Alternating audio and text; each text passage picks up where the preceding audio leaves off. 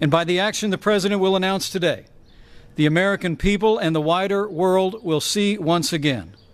Our President is choosing to put American jobs and American consumers first. Our President is choosing to put American energy and American industry first. And by his action today, President Donald Trump is choosing to put the forgotten men and women of America first. So with gratitude for his leadership and admiration for his unwavering commitment to the American people, it is now my high honor and distinct privilege to introduce to all of you the President of the United States of America, President Donald Trump.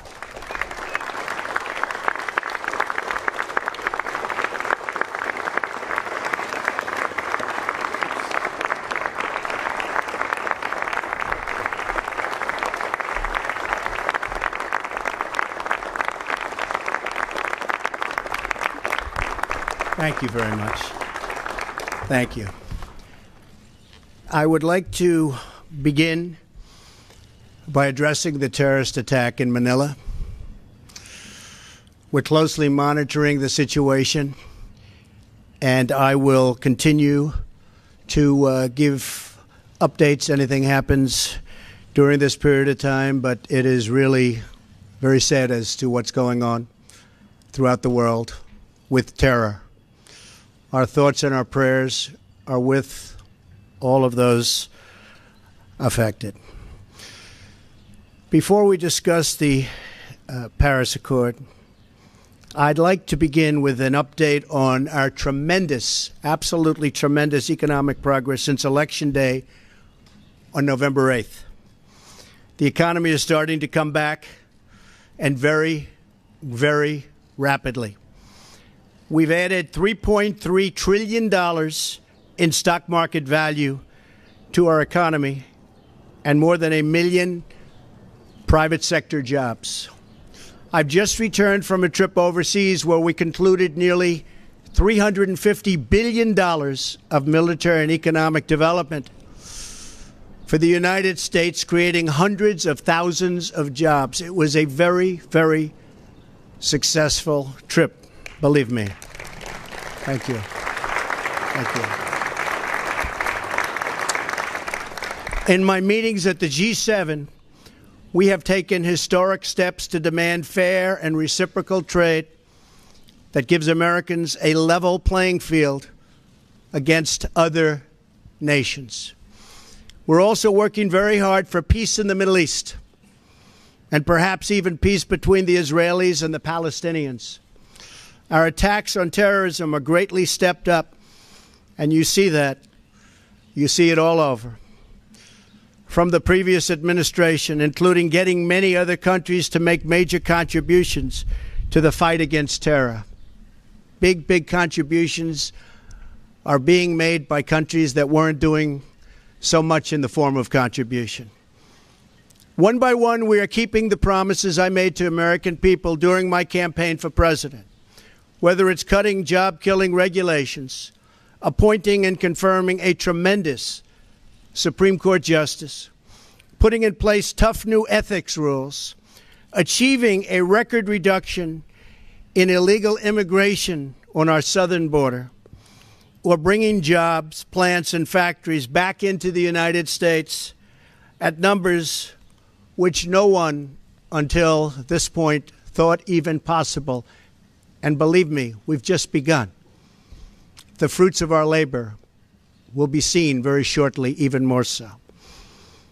On these issues and so many more, we're following through on our commitments, and I don't want anything to get in our way. I am fighting every day for the great people of this country. Therefore, in order to fulfill my solemn duty to protect America and its citizens, the United States will withdraw from the Paris Climate Accord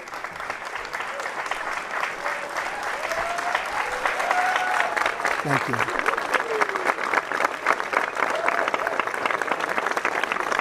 Thank you. but begin negotiations to re-enter either the Paris Accord or in really entirely new transaction on terms that are fair to the United States, its businesses, its workers, its people, its taxpayers.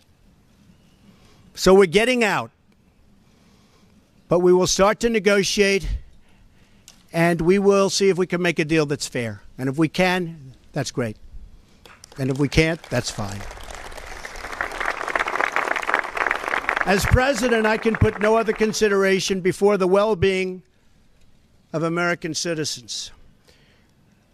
The Paris Climate Accord is simply the latest example of Washington entering into an agreement that disadvantages the United States to the exclusive benefit of other countries, leaving American workers, who I love, and taxpayers to absorb the cost in terms of lost jobs, lower wages, shuttered factories, and vastly diminished economic production. Thus, as of today, the United States will cease all implementation of the non-binding Paris Accord and the draconian financial and economic burdens the agreement imposes on our country. This includes ending the implementation of the nationally determined contribution and, very importantly, the Green Climate Fund, which is costing the United States a vast fortune.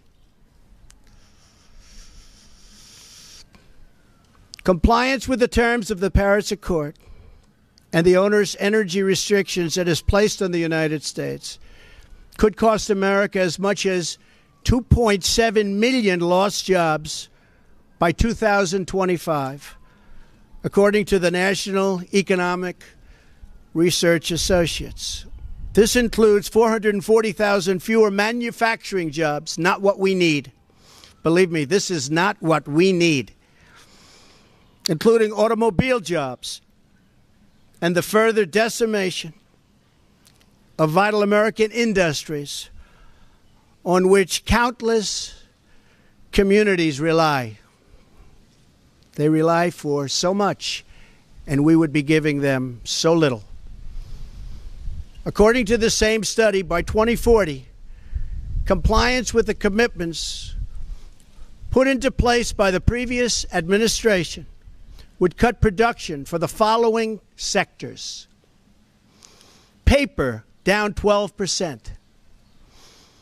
Cement, down 23%. Iron and steel, down 38%. Coal, and I happen to love the coal miners, down 86%. Natural gas, down 31%. The cost to the economy at this time would be close to $3 trillion in lost GDP and 6.5 million industrial jobs, while households would have $7,000 less income, and in many cases, much worse than that. Not only does this deal subject our citizens to harsh economic restrictions, it fails to live up to our environmental ideals. As someone who cares deeply about the environment, which I do, I cannot in good conscience support a deal that punishes the United States, which is what it does. The world's leader in environmental protection, while imposing no meaningful obligations on the world's leading polluters. For example, under the agreement, China will be able to increase these emissions by a staggering number of years, 13. They can do whatever they want for 13 years, not us. India makes its participation contingent on receiving billions and billions and billions of dollars in foreign aid from developed countries. There are many other examples, but the bottom line is that the Paris Accord is very unfair at the highest level to the United States. Further, while the current agreement effectively blocks the development of clean coal in America, which it does, and the mines are starting to open up. We're having a big opening in 2 weeks. Pennsylvania, Ohio, West Virginia, so many places. A big opening of a brand new mine. It's unheard of. For many, many years, that hasn't happened. They asked me if I'd go. I'm going to try. China will be allowed to build hundreds of additional coal plants. So we can't build the plants, but they can, according to this agreement. India will be allowed to double its coal production by 2020. Think of it. India can double their coal production. We're supposed to get rid of ours. Even Europe is allowed to continue construction of coal plants. In short, the agreement doesn't eliminate coal jobs. It just transfers those jobs out of America and the United States and ships them to foreign countries. This agreement is less about the climate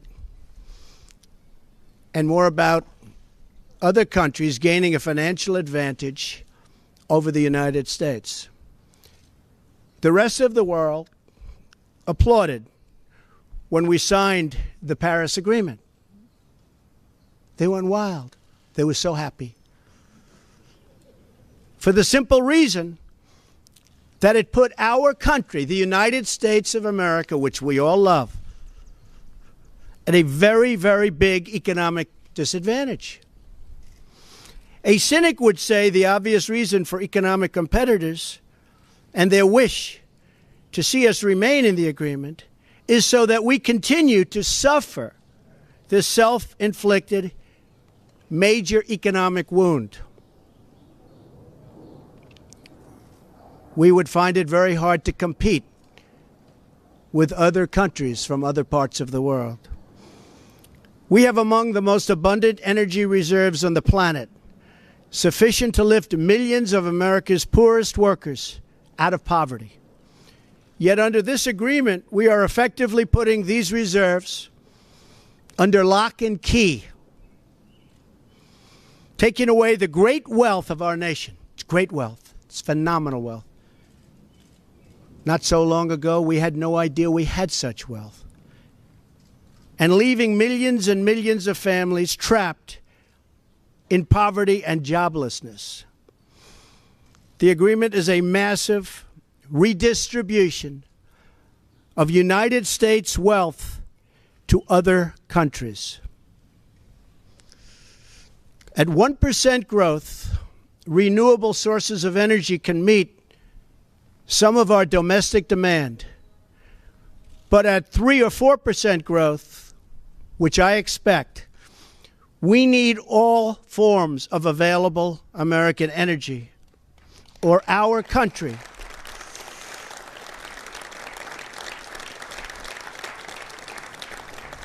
will be at grave risk of brownouts and blackouts. Our businesses will come to a halt in many cases, and the American family will suffer the consequences in the form of lost jobs and a very diminished quality of life. Even if the Paris Agreement were implemented in full, with total compliance from all nations, it is estimated it would only produce a 0.2 of 1 degree. Think of that.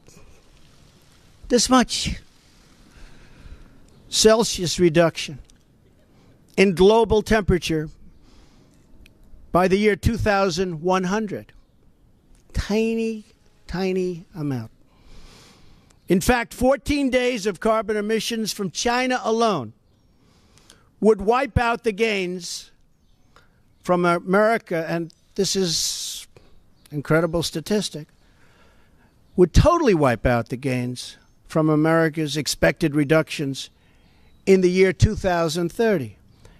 After we have had to spend billions and billions of dollars lost jobs, closed factories, and suffered much higher energy costs for our businesses and for our homes. As the Wall Street Journal wrote this morning, the reality is that withdrawing is in America's economic interest and won't matter much to the climate. The United States under the Trump administration will continue to be the cleanest and most environmentally friendly country on earth. We'll be the cleanest. We're going to have the cleanest air. We're going to have the cleanest water. We will be environmentally friendly, but we're not going to put our businesses out of work. And we're not going to lose our jobs. We're going to grow. We're going to grow rapidly.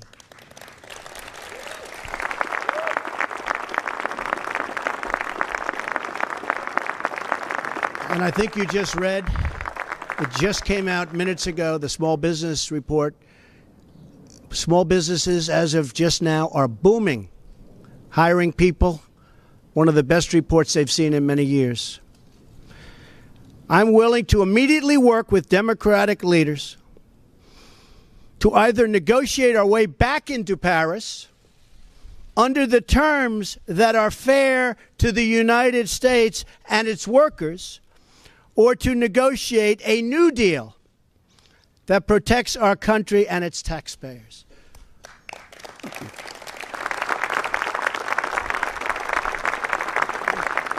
So if the obstructionists want to get together with me, let's make them non-obstructionists. We will all sit down and we will get back into the deal and we'll make it good, and we won't be closing up our factories and we won't be losing our jobs, and we'll sit down with the Democrats and all of the people that represent either the Paris Accord or something that we can do that's much better than the Paris Accord.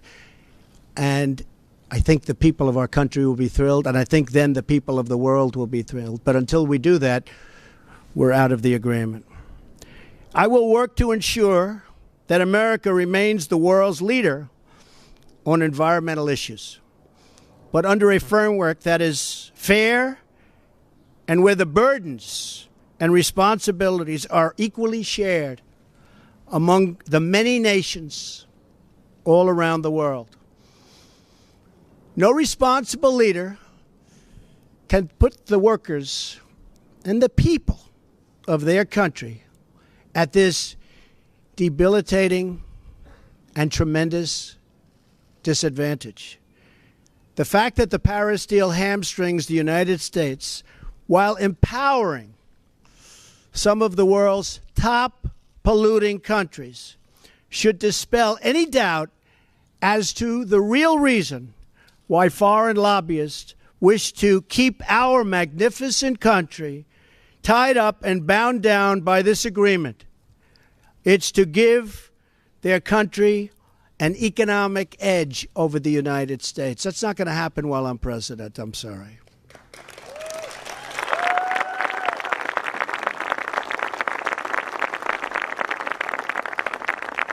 My job as president is to do everything within my power to give America a level playing field and to create the economic, regulatory, and tax structures that make America the most prosperous and productive country on earth, and with the highest standard of living and the highest standard of environmental protection.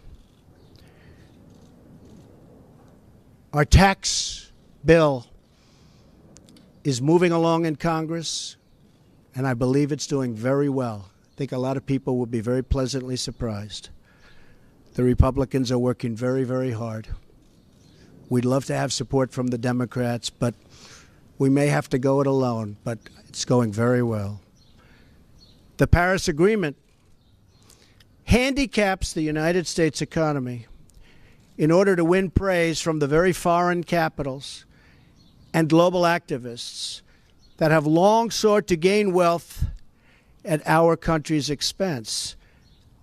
They don't put America first.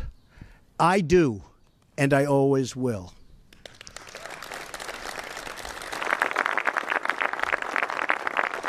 The same nations asking us to stay in the agreement are the countries that have collectively cost America trillions of dollars through tough trade practices and, in many cases, lax contributions to our critical military alliance. You see what's happening. It's pretty obvious to those that want to keep an open mind. At what point does America get demeaned? At what point do they start laughing at us as a country? We want fair treatment for its citizens, and we want fair treatment for our taxpayers. We don't want other leaders and other countries laughing at us anymore, and they won't be. They won't be. I was elected to represent the citizens of Pittsburgh, not Paris.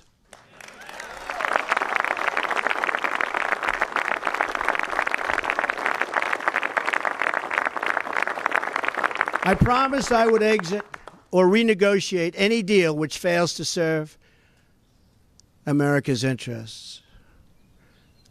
Many trade deals will soon be under renegotiation. Very rarely do we have a deal that works for this country, but they'll soon be under renegotiation. The process has begun from day one, but now we're down to business.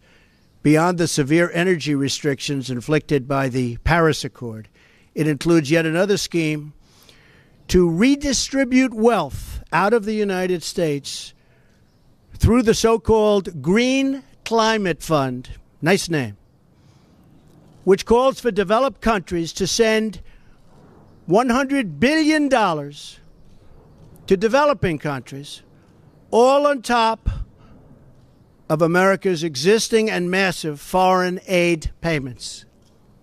So we're going to be paying billions and billions and billions of dollars, and we're already way ahead of anybody else. Many of the other countries haven't spent anything, and many of them will never pay one dime. The Green Fund would likely obligate the United States to commit potentially tens of billions of dollars, of which the United States has already handed over $1 billion. Nobody else is even close. Most of them haven't even paid anything, including funds raided out of America's budget for the war against terrorism. That's where they came. Believe me, they didn't come from me. They came just before I came into office. Not good. And not good the way they took the money. In 2015, the United Nations, departing top climate officials, reportedly described the $100 billion per year as peanuts, and stated that the $100 billion is the tail that wags the dog. In 2015, the Green Climate Fund's executive director reportedly stated that estimated funding needed would increase to $450 billion per year after 2020, and nobody even knows where the money is going to. Nobody's been able to say, where is it going to? Of course, the world's top polluters have no affirmative obligations under the Green Fund, which we terminate. America is $20 trillion in debt. Cash-strapped cities cannot hire enough police officers or fix vital infrastructure. Millions of our citizens are out of work, and yet, under the Paris Accord, billions of dollars that ought to be invested right here in America will be sent to the very countries that have taken our factories and our jobs away from us. So think of that. There are serious legal and constitutional issues as well. Foreign leaders in Europe Asia, and across the world should not have more to say with respect to the U.S. economy than our own citizens and their elected representatives. Thus, our withdrawal from the agreement represents a reassertion of America's sovereignty.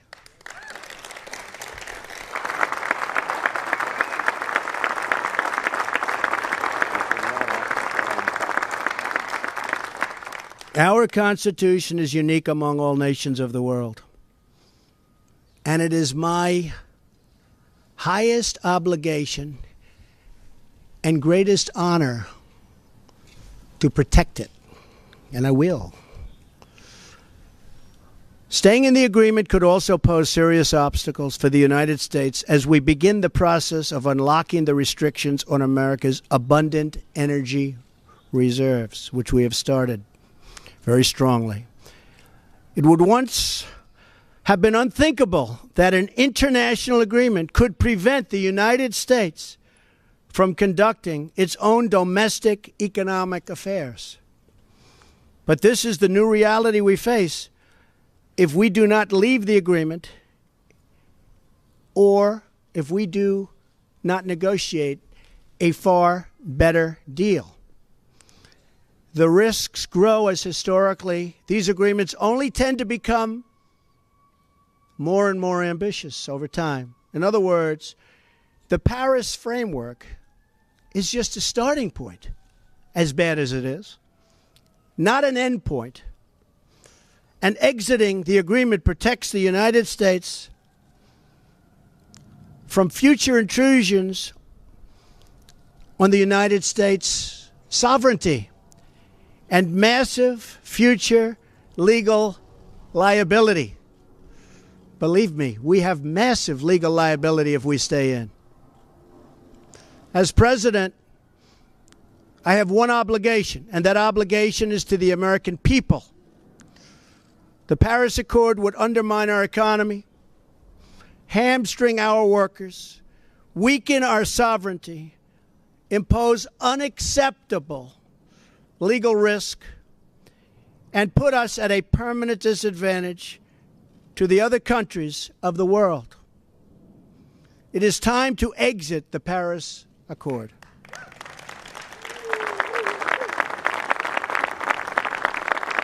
And time to pursue a new deal that protects the environment, our companies, our citizens, and our country.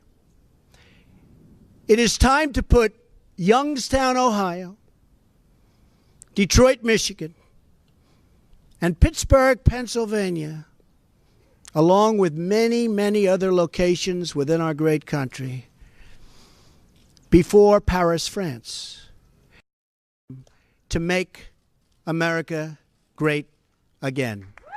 Thank you. Thank you.